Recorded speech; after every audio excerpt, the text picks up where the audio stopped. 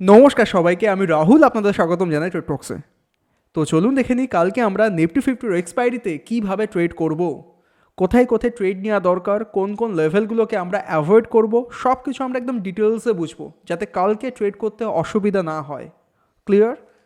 ওকে। তো ফার্স্টে আমরা রয়েছি কোথায়? আমরা রয়েছি নিফটি ফিফটির উইকলি টাইম ফ্রেমের উপরে।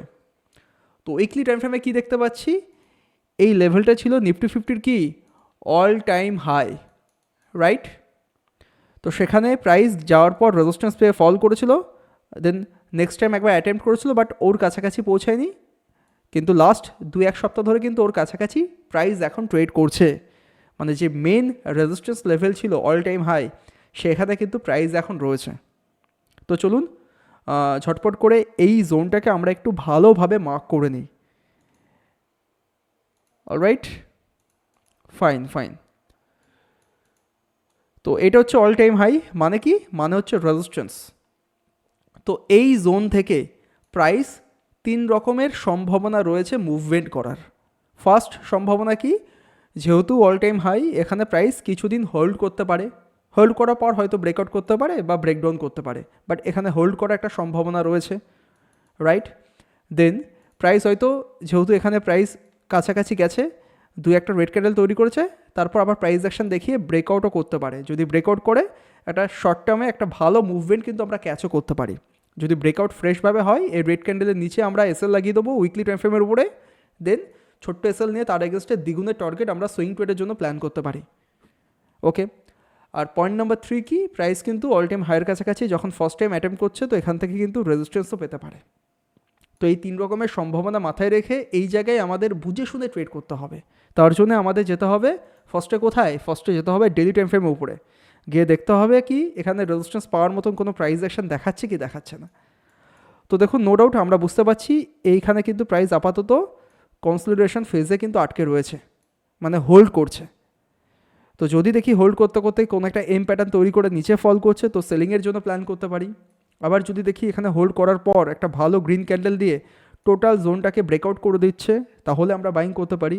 আর যতক্ষণ এই জোনের মধ্যে মধ্যে, মানে এটা হাই, এই সবুজ ক্যান্ডেল লো, আপনি সাপোর্ট মেনে চলুন। তো এর মধ্যে যতক্ষণ ঘোরাফেরা করছে, এখানে অল্প কোয়ান্টিটি নিয়ে ট্রেড করুন। মানে বেশি কোয়ান্টিটি নিয়ে দুমদাম পজিশন নেওয়ার কোনো দরকার নেই, কারণ এই জায়গায় প্রাইস কিন্তু নিজেকে কিছুদিন হোল্ড করেও রাখতে পারে। তো সেখানে ফালতু ফালতু আপনি যতই অপশন বাইং করুন, অপশন সেলিং করুন, তো সেখানে স্টপ লস হিট হওয়ার চান্স বেশি থাকে। তার জন্য কোয়ান্টিটি কম রেখে ছোটো ছোটো প্লে করুন, ছোটো টার্গেট নিন, ছোটো স্টপ লস লাগান, দেন এক্সিট করুন। বোঝাতে পারলাম? মানে এই জোনটাতে কিন্তু আমাদের ভালোভাবে চোখ কান খুলে বুঝতে হবে।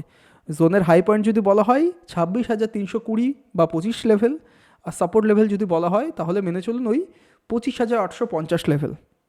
ক্লিয়ার? ফাইন। এবার চলুন দেখে নিই যে কালকে ইন্ট্রাডেতে নিফটি ফিফটির এক্সপায়ারিতে কোন কোন জোনে আমরা কিভাবে ট্রেড করতে পারি। 1 সেকেন্ড, 30 মিনিট গেলে মনে হয় সব থেকে বেশি পারফেক্ট হবে। হ্যাঁ, রাইট।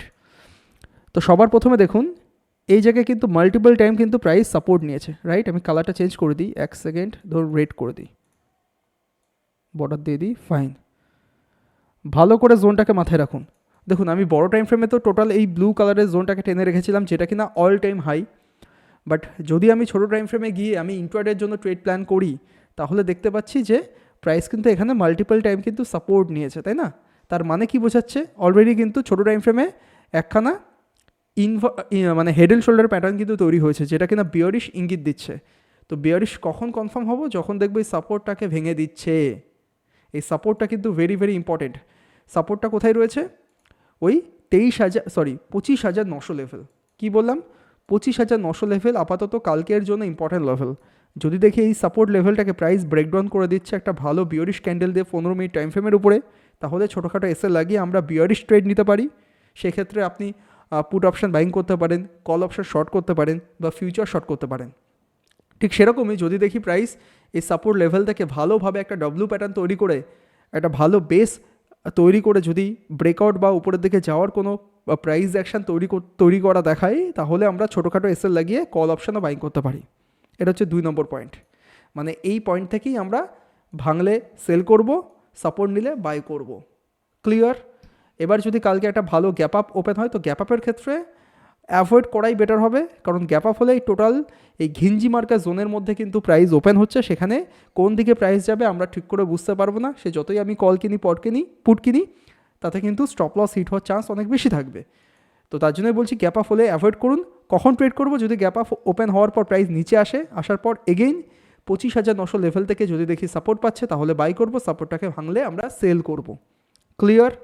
এবার যদি কালকে আমরা দেখি প্রাইস কোনো গ্যাপডাউন ওপেন হয়েছে, তো গ্যাপডাউনের ক্ষেত্রে এই টোটাল জোনটা আমার কাছে রেজিস্ট্যান্স, তাছাড়াও ইন্ট্রাডের জন্য এই লেভেলটাও কিন্তু আমার কাছে রেজিস্ট্যান্স হয়ে দাঁড়িয়ে থাকবে।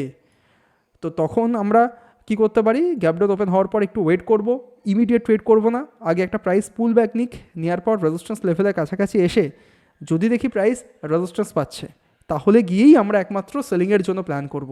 দেখুন আমরা বুঝতে পারছি এটা হচ্ছে রেজিস্ট্যান্স লেভেল, রাইট?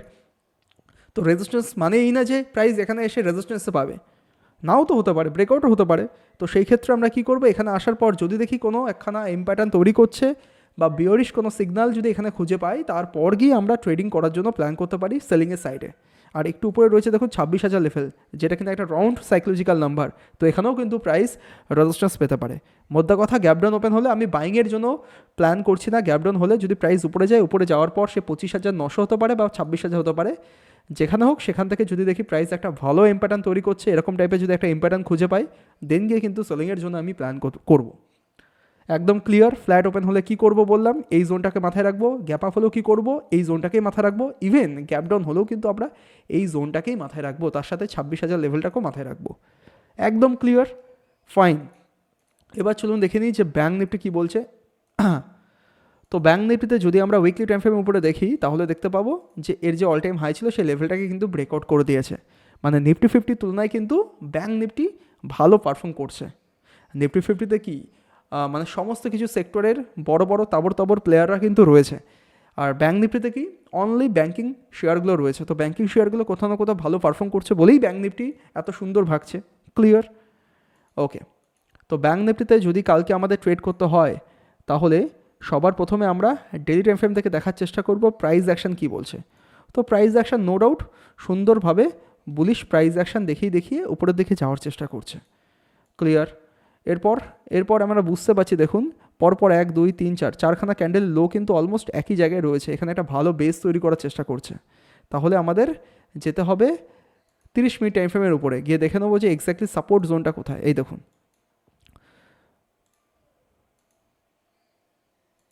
প্রাইস কিন্তু এখানে মাল্টিপল টাইম সাপোর্ট নেওয়ার চেষ্টা করছে। এটা কোনো হরাইজন্টাল লাইন না, এটা একটা ট্রেন্ড লাইন, আপনি মেনে চলতে পারেন। মোদ্দা কথা, এই 59,000 লেভেল কিন্তু প্রাইসকে বারবার সাপোর্ট দেওয়ার চেষ্টা করছে। তার মানে কি, আগামীকাল যদি দেখি ফ্ল্যাট ওপেন হওয়ার পর এই সাপোর্টটাকে ভেঙে দিচ্ছে, তাহলে আমরা পুট অপশন বাইং করতে পারি। আবার যদি দেখি সাপোর্ট থেকে সাপোর্ট নিচ্ছে, তাহলে আমরা কল অপশন বাইং করতে পারি।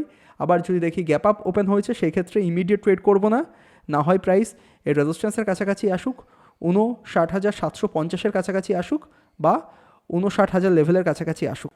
গ্যাপ আপ ওপেন হওয়ার পর যদি এই রেজিস্ট্যান্সের কাছাকাছি আসে 59,750, দেন এখান থেকে যদি দেখি রেজিস্ট্যান্স পাচ্ছে, তাহলে আমরা পুট অপশন বাইং করতে পারি।